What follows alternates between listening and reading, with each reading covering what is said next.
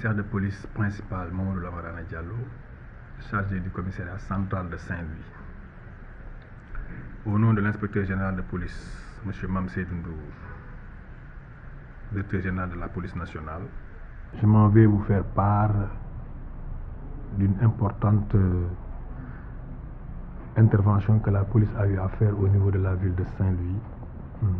En effet, à la date du 8 mai 2025, aux environs de 16 h, suite à l'exploitation d'une information faisant état d'une bande de malfaiteurs qui s'activait dans le vol de bétail opérant dans la région de Louga et Saint-Louis, les éléments de la brigade de recherche, après un long travail d'infiltration, de recoupement, de surveillance et de filature qui a duré 4 mois, ont procédé à l'interpellation de 8 individus au quartier Djambegun Sor, près de la station d'épuration de l'ONAS.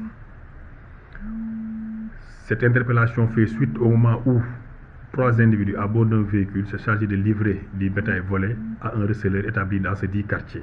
Ces individus, lors de leur interpellation, avec le cheptel volé, aussitôt, le modus operandi consistait à ce que des individus s'étaient chargés de voler du bétail en provenance de la région de Louga, et de Louga du moins, et venaient les écouler au niveau de Saint-Louis. C'est au moment de livrer les bêtes volées qu'ils ont été interpellés.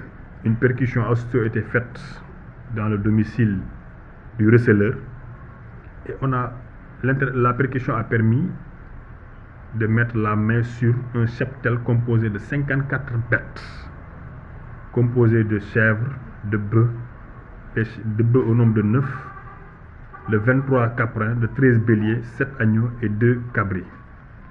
Il y avait aussi d'autres instruments, à savoir des bassines servant à mangeoire, des sacs de foin, des couteaux et des scies, des instruments permettant de procéder à des abattages clandestins.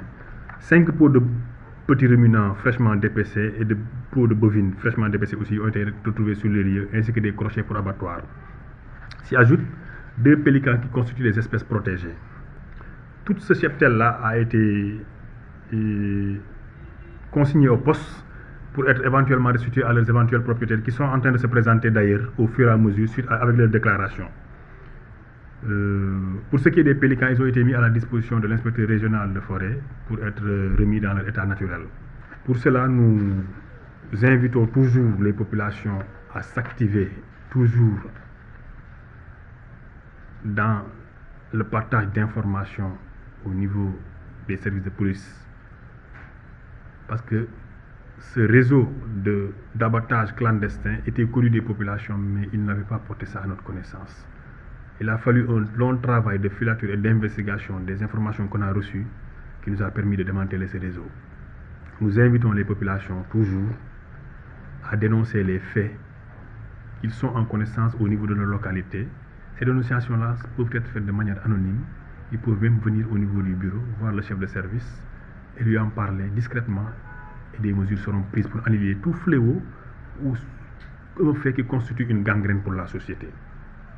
Nous invitons aussi les propriétaires de cheptels à faire des déclarations lorsqu'ils sont victimes de cas de vol au niveau des services de sécurité, que ce soit la police, la gendarmerie et même des services de l'élevage. Et au cours de ces déclarations, faire en sorte de retracer les robes ainsi que les marques distinctives de leur cheptel.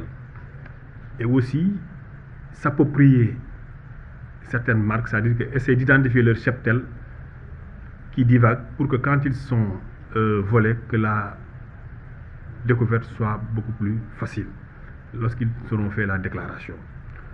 Nous invitons la population vraiment à collaborer avec la police pour les aider dans leur mission qui consiste à la protection des personnes et des biens dans la localité. Voilà. Nous remercions également et félicitons les éléments qui étaient engagés dans ce dispositif de filature, de surveillance qui était un travail de longue haleine. Nous les félicitons et les encourageons à persévérer dans ce sens. Je vous remercie.